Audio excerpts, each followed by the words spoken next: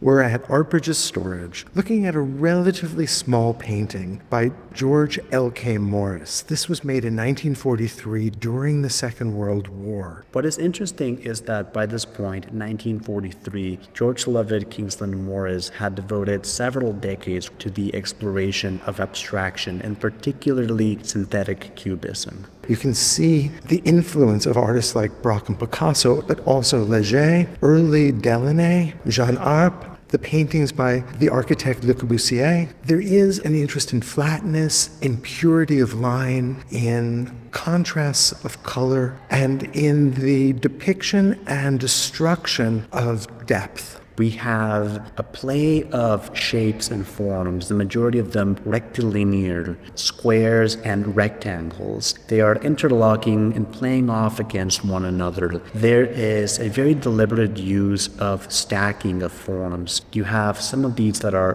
opaque, some of them are more transparent, and they build up from what appears to be the background of the painting towards the front, creating almost an illusion of volume that is in tension with the flatness that is outlined in other parts of the canvas. If I step up to this, I immediately see a figure. I see a black form at the very top that looks like the bottom of a head, perhaps resting on a neck, and then shoulders perhaps, a body of some sort, or simultaneously, I get the sense that I'm looking at the flat planes of canvases stacked against an easel in a room that has itself been abstracted. There is that interesting crisscross in the upper right that could be a window, it could be a fence of some sort. There's this wonderful sense of velocity that's created by these lines towards the bottom that seem to splay out, or those floorboards that we're looking down at. And yet all of this is in conflict with the idea that comes to the fore when we pay attention to the title,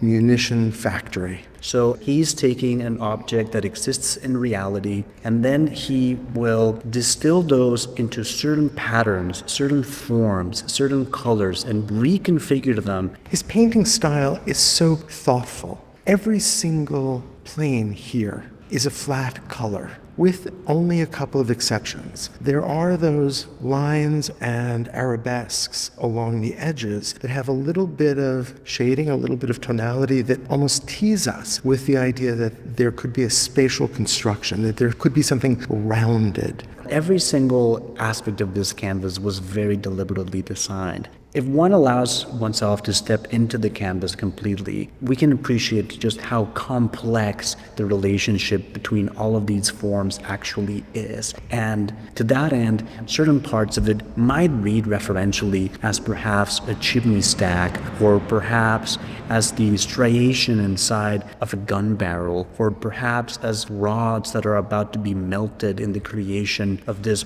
wartime machinery. But at the same time, they remain pictorial elements inside of this composition where they play with one another.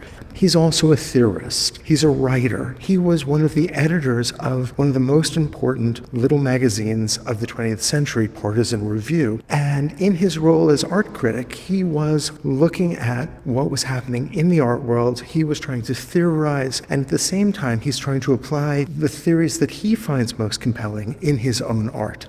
Through family connections, he was able to meet and even take classes with some of the leading French artists of the time, people like Fernand Léger, Georges Braque, Pablo Picasso. And for him, the role that Cubism and abstraction played in it was pivotal. He was able to assemble a very important collection of Cubist and abstract paintings, and he recognized his own role in that lineage of art. And so we can think of his role as a painter as another facet in his multifaceted life and career as a patron, as an editor, and essentially as a historian as well.